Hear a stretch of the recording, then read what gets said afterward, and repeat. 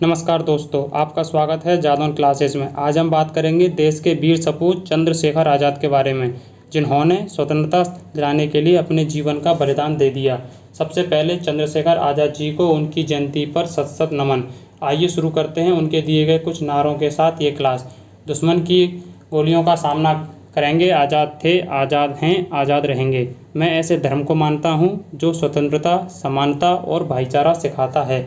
प्रतिष्ठित भारतीय क्रांतिकारी स्वतंत्रता संग्राम सेनानी चंद्रशेखर आज़ाद की जयंती 23 जुलाई को मनाई जाती है और इस बार 114वीं जयंती मनाई गई।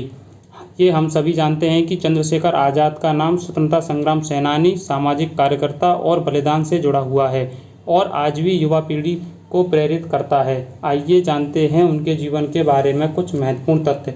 चंद्रशेखर आज़ाद का जन्म एक ब्राह्मण परिवार में 23 जुलाई 1906 को मध्य प्रदेश राज्य के वर्तमान जिले अलीराजपुर के भाभरा गांव में पंडित सीताराम तिवारी और जगरानी देवी के परिवार में हुआ था। इनका असली नाम चंद्रशेखर तिवारी था।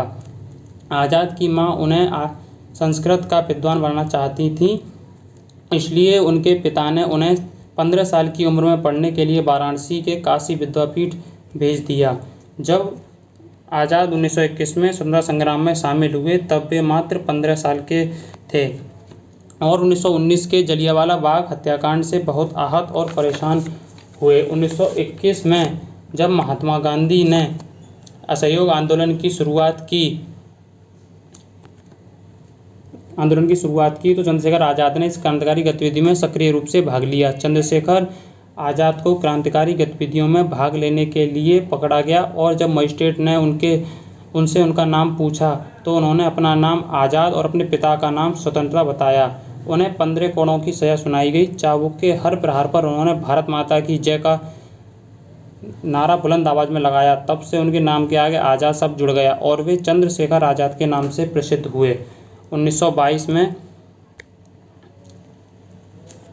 चौरी चौरा हत्याकांड हुआ तो गांधी जी ने असहयोग आंदोलन वापस लेने का फैसला लिया, जिससे आज़ाद और ज़्यादा आक्रामक हो गए और राम प्रसाद बिस्मिल द्वारा गठित एक क्रांतिकारी संगठन HRA हिंदुस्तान रिपब्लिकन एसोसिएशन में शामिल हो गए। चंद्रशेखर आज़ाद ने अपने सहयोगियों के साथ मिलकर ऐसे ब्रिटिश अधिकारियों को निशाना बनाया जो सामान्य लोगों और स्वतंत्रता सेनानियों के विरुद्ध दमनकारी नीतियों के लिए जाने जाते थे। चंद्रशेखर आज़ाद काकोरी ट्रेन डकैती 1926, वायसराय की ट्रेन उड़ाने का प्रयास 1926 और लाहौर में लाला लाजपत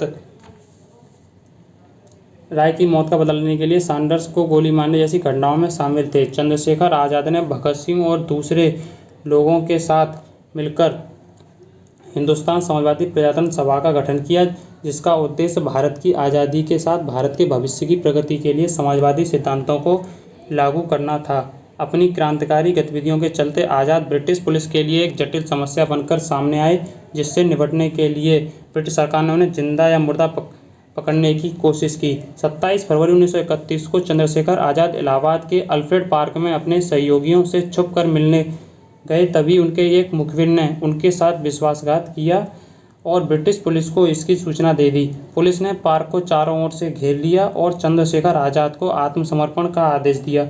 चंद्रशेखर आज़ाद ने अकेले ही वीरतापूर्वक लड़ते हुए 3 पुलिस वालों को मार दिया।